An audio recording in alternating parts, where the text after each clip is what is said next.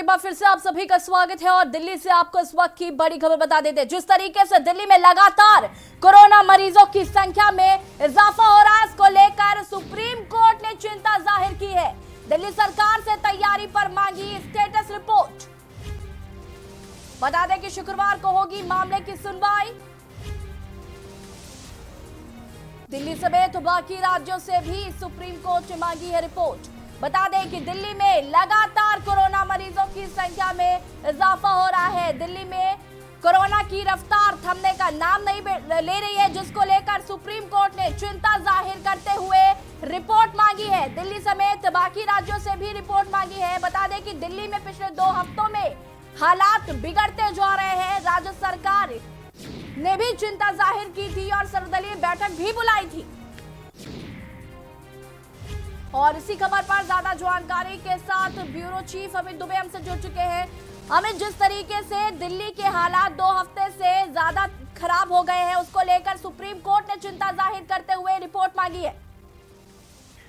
जी बिल्कुल, देखिए साफ तौर पे सुप्रीम कोर्ट ने चिंता जाहिर की है। सुप्रीम कोर्ट ने कहा है कि जब हालात बद से बदतर हो रहे हैं, ऐसे में टेस्टिंग की प्रक्रिया कम क्यों, 5 से 6,000 कम टेस्टिंग क्यों हो रही है, टेस्टिंग को बढ़ाया जाए। इससे पहले जब एलएनजेपी की घटना दिखाई गई थी, तब सुप्रीम कोर्ट ने कहा था कि किस तरह से खास तौर पे जो लोग मारे जाते हैं कोरोना काल में, उनका अंतिम संस्कार भी सम्मानजनक होना राइट टू लाइफ है।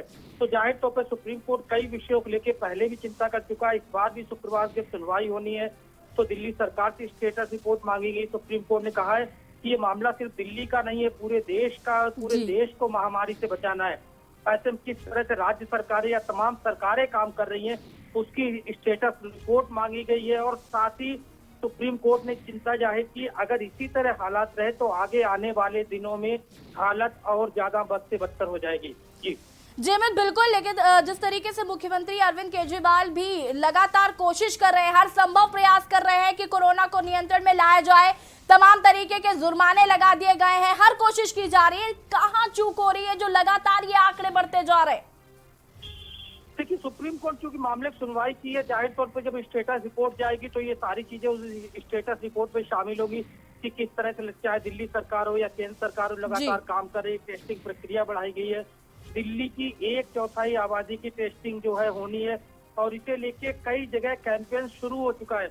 लगभग 9,000 कर्मचारी जो है वो तैनात किए गए, जो जगह जगह जाके टेस्टिंग कर रहे हैं। बेड्स की जहां तक बात करें, लगभग 650 बेड के आसपास दिल्ली सरकार के जो हॉस्पिटल है, जो प्राइवेट हॉस्पिटल है, उनमें तैयार किए गए हैं।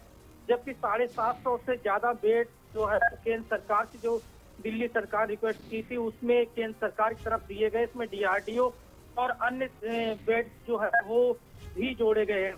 तो जाहिर तौर पे दोनों सरकारें जो है वो लगातार इसे लेके काम कर रही है। लेकिन क्योंकि मामला सुप्रीम कोर्ट में था, तो सुप्रीम कोर्ट ने इसी वजह से स्टेटस रिपोर्ट मांगी है कि आखिरकार सरकारें क्या कर रही हैं, जब एक बार फिर कोरोना पूरी तरह से पांव पसारने में लगा हुआ है। जी बिल्कुल अमित, लगातार दिल्ली में जिस तरीके से स्थिति है वो बहुत भयावह होती जा रही है। तमाम जानकारी के लिए आपका बहुत बहुत धन्यवाद। दिल्ली में लगातार कोरोना मरीजों की संख्या बढ़ती जा रही है, आपको बता दें। इसको लेकर सुप्रीम कोर्ट ने भी चिंता जाहिर की है और स्टेटस रिपोर्ट मांगी है और अन्य राज्यों से भी रिपोर्ट मांगी है बढ़ते हुए कोरोना के प्रकोप को लेकर।